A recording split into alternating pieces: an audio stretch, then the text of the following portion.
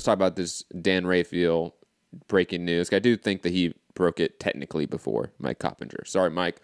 The final pre-fight and post-fight VADA random drug tests for heavyweights Dillian Whyte and Oscar Rivas were negative for any banned substances, according to the letter VADA sent to the fighters and their teams on Thursday.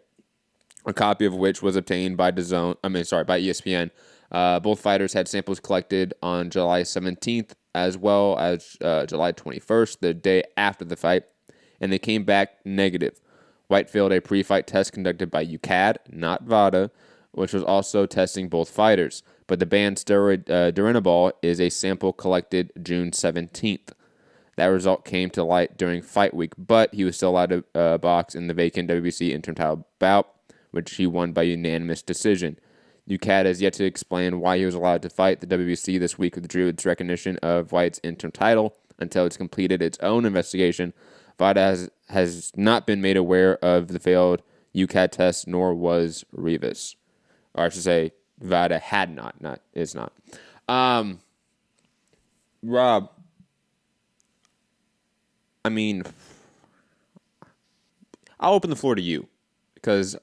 Oh yeah. Because look, we can tackle this from a litany of different ways, and I don't know where you want to go with this topic. So I'm gonna let you steer this ship here, Rob.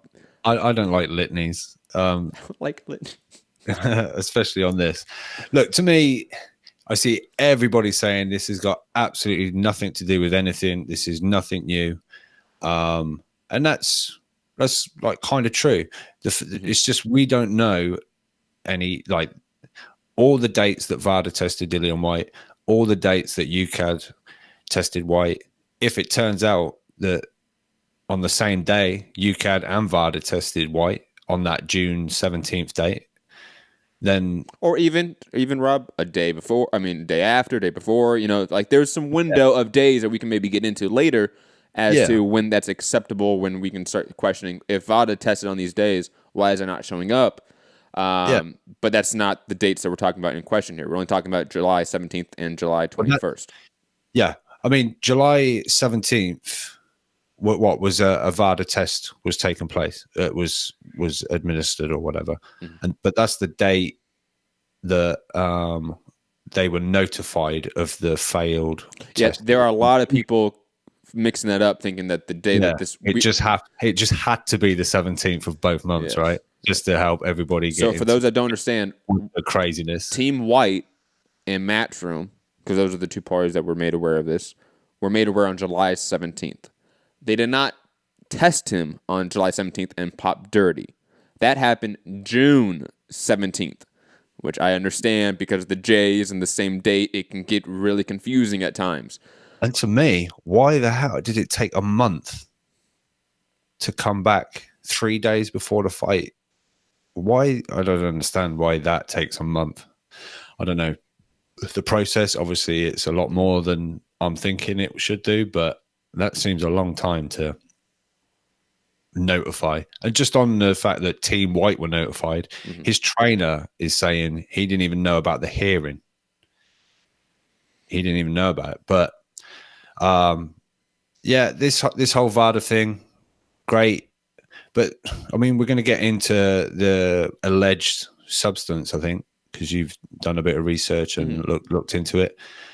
I've seen... and quickly, just because of that, I will add, Eddie has now come out and said the substance is not Direnabol.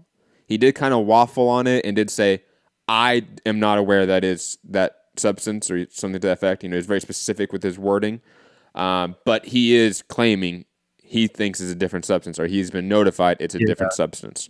It was also part of a conversation where he said, I've seen them reporting it was 2 substances, 3 substances, and things that I've seen different reporting on it. He said, which I would say is not true, which is not the case. So it's maybe unclear that he's saying it wasn't Direnabol I think, to be honest, number of substances or something, but he's kind of refuting the fact that some of this has been not it's misinformation or it's wrong. I understand what Eddie's saying, but Eddie's also spreading misinformation within that same quote because, as far as I'm aware, Rob, no one out there is reporting multiple substances. They reported 2 metabolites, which are metabolites for Direnabol. So I think Eddie is saying, "Oh, I've heard 3 substances," and mentioning the 2 metabolites of the substance, and having some misinformation about. Because as far as I know, no one has reported anything other than Direnabol. Yeah. I don't know, but um, yeah. I mean, Quickly, like, because VADA got a little petty here, it seems. Yeah, this was weird. VADA does this sometimes. VADA, the tweet I sent you, the tweet I yeah, sent you. yeah. Let's talk about it. VADA saying on Twitter, VADA does not release our results or anyone else's results to the media. We always release our results to the fighters, their representatives, commissions, promoters, sanctioned bodies, the ABC, and their designated record keeper. Look, I get they're trying to cover your ass there, VADA, but Dan Rayfield was pretty clear that he obtained a copy of your report from one of the fighters' teams, presumably Oscar Rivas' team, right? I would assume. I'm not thinking Dillian Whyte's handing out that information to the media right now. I think Dillian Whyte's pretty keeping everything close to his chest. But Lockdown. yeah, I don't blame him. But I don't think Dillian Whyte's the one out there for the information to do so. I think so. Now there has been some questioning for a second. Let's say that this is Direnabol. Let's just say that the reporting is right. The detection window is there's obviously a spectrum to it, right? Bloody Elbow reported. I'm kind of upset about this because I like Bloody Elbow. I like Patrick Sternberg. Like I expect a little bit better. But they released this article obviously about the news today, and they had a statement right here. The substance White failed for, an anabolic steroid known as Direnabol, has a fairly short detection window when taken orally. Some brief snooping suggests a maximum of 9 weeks. Now, look, it's a hyperlink. I go and click on it. Not found. The requested URL is not found on this server. A little bit upsetting. I did some digging as much as I could in the very limited window of time we had. I found 2 sources. One from a research article from a bunch of doctors, Michael Paulette, Willem Vaughn, a bunch of European doctors who did it looks like a giant volume of drug testing and analysis. And they cited down here for one of the metabolites that's been tested for Dillian Whyte, meth.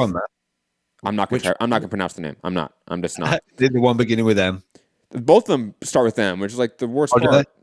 Sorry, ours starts with an H. I don't know. They both. It's confusing. I'm not going to try to pronounce the names. But one of the metabolites that's in Thomas Hauser's reporting has a detection window of only in this research article 3.5 days. However, WADA has a different metabolite. It's not the same one. This is a 2005 piece, a little bit older. That's not as recent as the more updated piece I just mentioned. They say that it's a 19-day window for one of the metabolites for Direnabol, which also has the name metin. I'm not going to try to pronounce it. It's right there. It's just good on Scrabble, especially on the triple. Really good on Scrabble. It's in the live chat. There it is. I'm not trying to pronounce it. That's the other name for Direnabol. Direnabol, I think, is like the brand name, I want to say. It's just metadienone. Oh, yeah, Rob. Way to go. Way to go, you. So, back to the reported numbers, or I should say dates on the testing.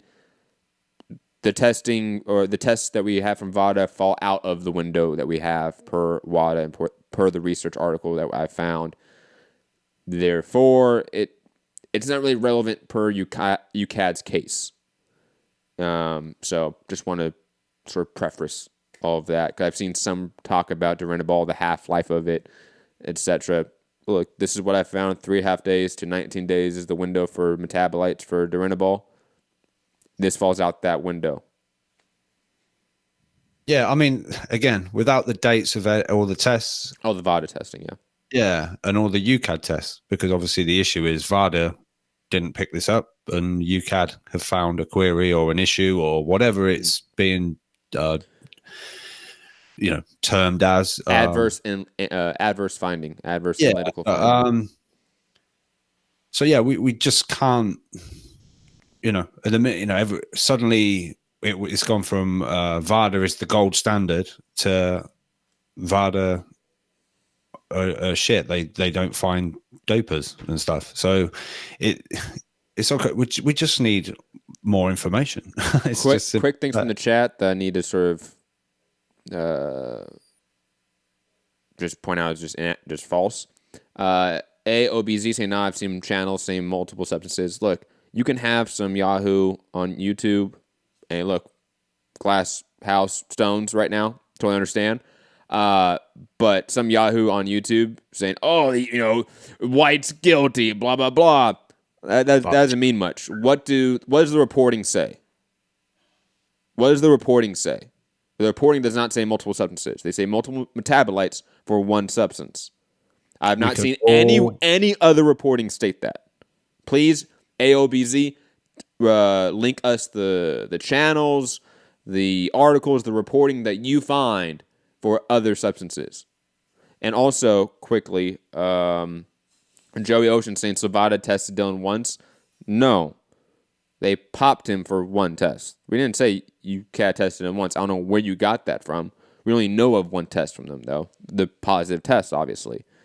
And Joey Ocean saying 40 grand for one test. That 40 grand was not to UKAD. It was to VADA. And maybe I need to explain this for people because obviously they are mixing this all up. Clean boxing program, VADA, UKAD. People seem to be mixing this all up. So I will try to do, in my best way, to explain the PD regulatory apparatus. Okay? You have the WADA code. They are not a testing agency. They determined what is a banned substance, PD, the thresholds, all of that stuff. They determined that. Okay? They fund research into this field. That is basically what they do. They have testing agencies that fall under the WADA code. For example, USADA in the US. Also, UKAD in the UK. Those are the national testing agencies of those countries. Each sort of country represented in the IOC, the International Olympic Committee, and obviously, which is tested under the WADA code, fall under all those national agencies. Okay? VADA is not under the WADA code. It is very similar. There are some minor differences, but largely speaking, they're roughly the same. There's minor differences in terms of testing thresholds, minor differences in terms of certain banned substances like cannabinoids, a la like marijuana and stuff. But largely speaking, when it comes to anabolic steroids, it's the same. So in this case, we can say like there's really no difference between VADA and WADA agencies. Wasn't this like part of the Billy Joe thing? Like, yes, yes, it was. In competition and out of competition, and absolutely. There's some differences in that kind of thing. Yes, Billy Joe's case was exactly that. That VADA and UKAD, which is a WADA accredited agency, had differences in their rules and regulations. That's how you had that discrepancy in ruling. And why it was a VADA test he failed on, and then he didn't get his license. Yes.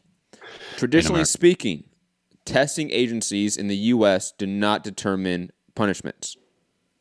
A la USADA, VADA in the U.S. do not determine punishments. Whatever sanctioning or licensing apparatus, a la the commissions or the sanctioning body, are the ones that determine punishments. In the UK, it is different. Obviously, British Boxing Board Control came out with the statement and said, nope, we do not make determinations on punishment. It is UKAD, which I found quite interesting that they made that determination in difference. Back to some of the differences in VADA and WADA, and also the clean boxing program, because people are mixing up VADA and the clean boxing program. The WBC have a VADA program, so therefore they license out a third-party agency, in this case, VADA. In any other case, it could be USADA or other agencies, right? And they give them a certain amount of money per month. Thomas Hauser, as reported, is $10,000 per month, which comes out to an average of $40 per fighter per month for testing. Okay? That is different than Dillian Whyte's additional $40,000 in VADA testing. Those are separate programs in theory. Okay.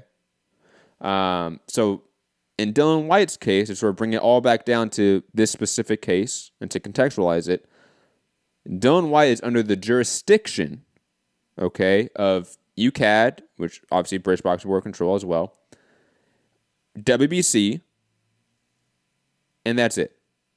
He is being tested, though, by the WBC through the clean boxing program in VADA, through his separate VADA program, and then UKAD.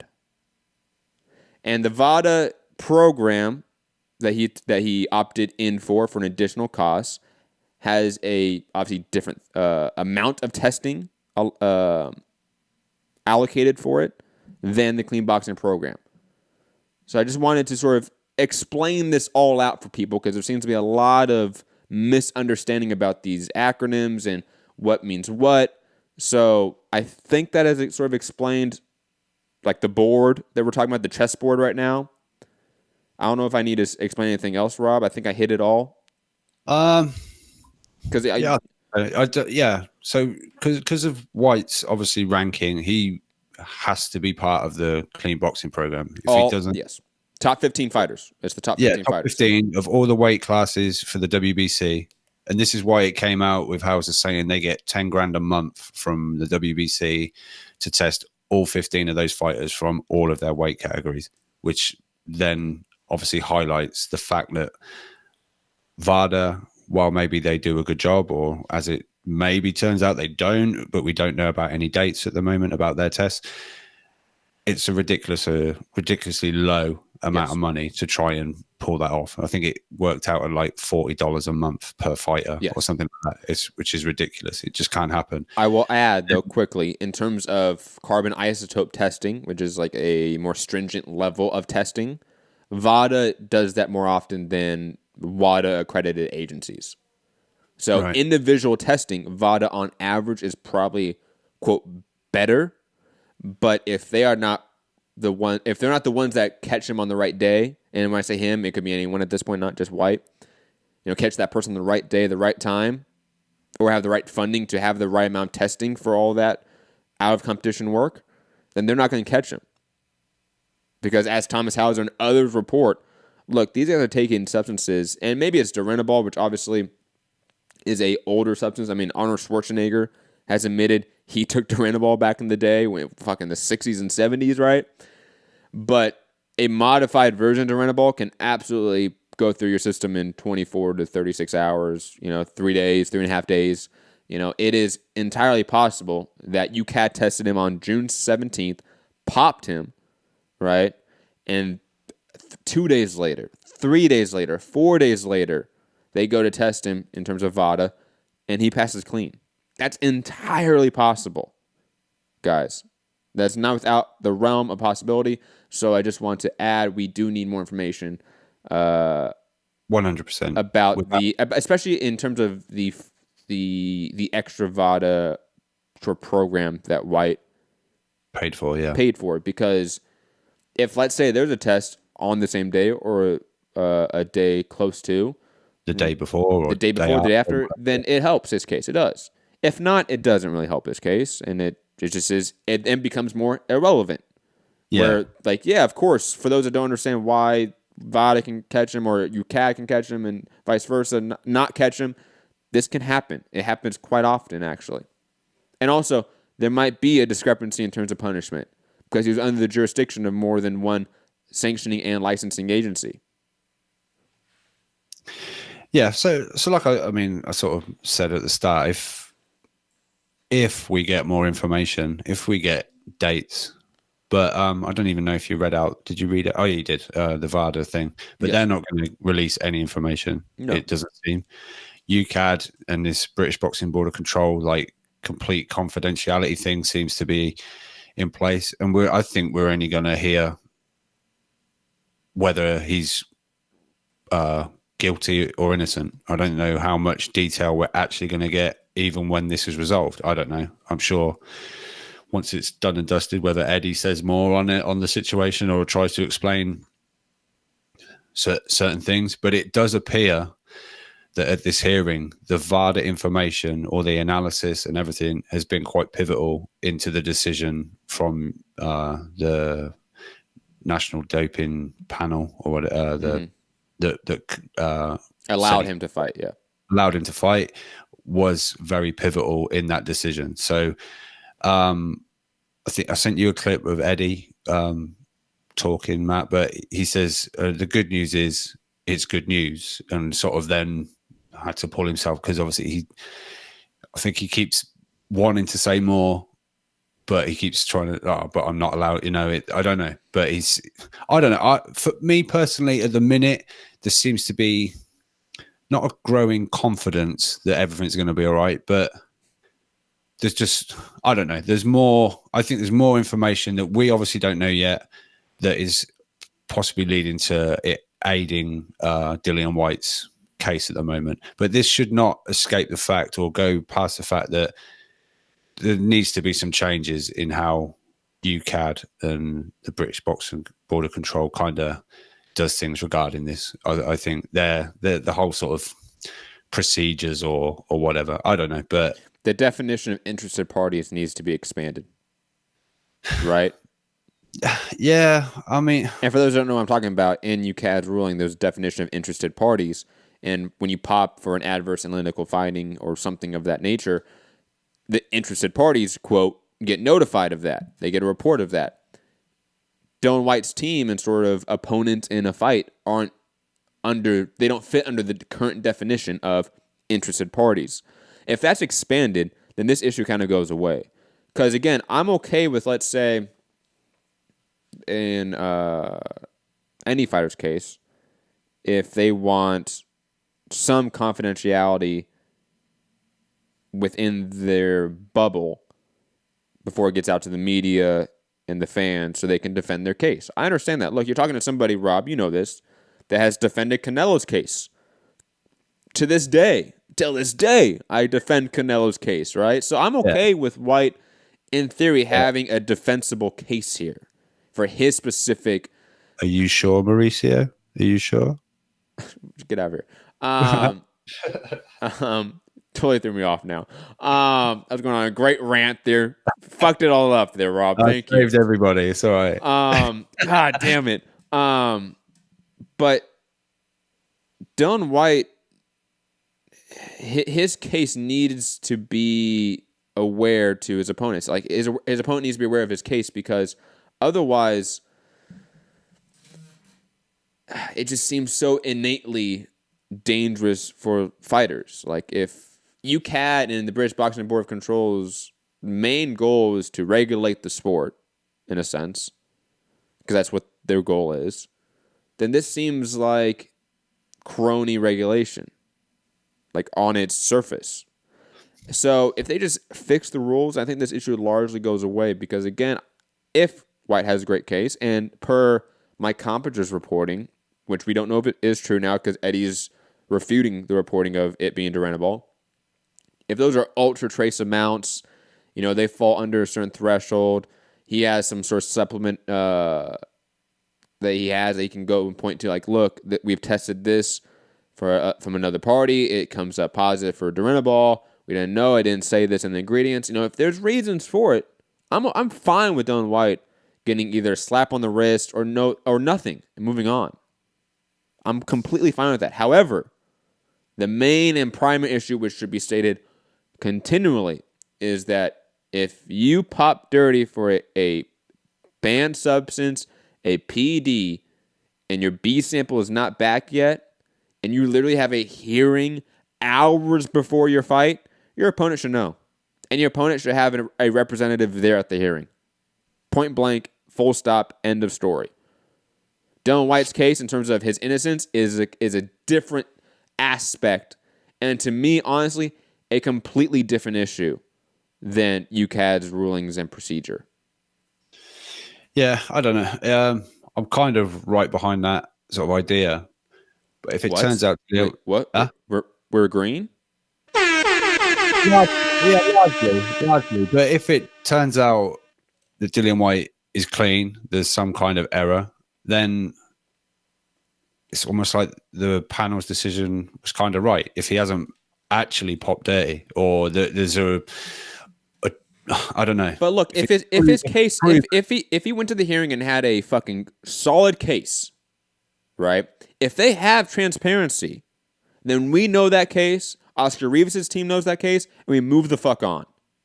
Their lack of transparency is directly leading to this issue more, right? Is it not increasing this to be more of a conflict in the boxing world because of the lack of transparency?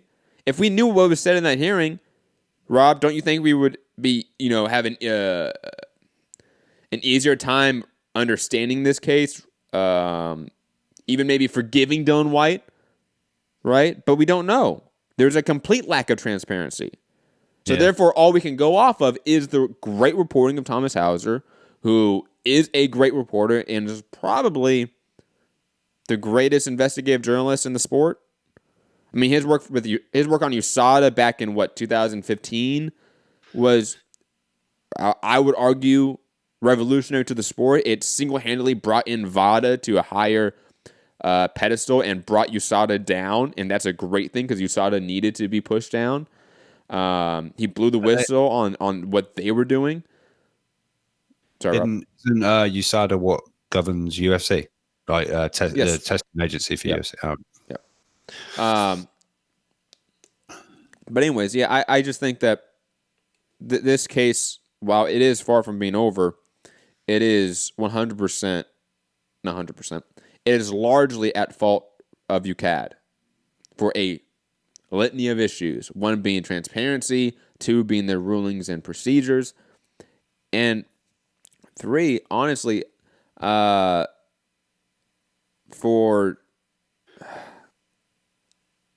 the seeming bias towards UK fighters. I will add that part. I would say seeming too, because we have heard of similar cases like Fury Hammer, and that was a UK fighter versus a non-UK fighter, and the same situation happened. That worries me, just from a testing agency. And we've had issues of that in the US as well with USADA, so there are just things to be of concern here when it comes to the testing apparatus, both in UK, in the US, and in boxing as a whole. Rob, anything else we need to talk about when it comes to this subject, or do you want to move on? Because we've talked about this one for 30 minutes. I mean, you linked me with Warren earlier, but I want to distance myself just a little bit after he made claims on a BT interview that friends at the British Boxing Board of Control had told him they didn't want Dillian Whyte to fight, and that video has now been taken down as it's him saying someone's broken the confidentiality agreement that is between the fighter and the case. So yeah, I don't know. From what I can make out, there's a lot of people potentially, depending on the results, either getting some kind of lawsuit heading their way or whatever. I don't know. No, they aren't. No one's getting sued. Hey, Rob, can you name one time a fighter or a promoter or any sporting entity has sued reporters when it comes to PD coverage? I don't know about PD coverage, but I think Frank Warren is quite synonymous with suing everybody that says stuff. But I don't know. I'm not sure. Who has he sued that said stuff? Was like the Sun? Yeah, possibly. They don't count as a outlet anymore. Come on. The Daily Mail. Come on.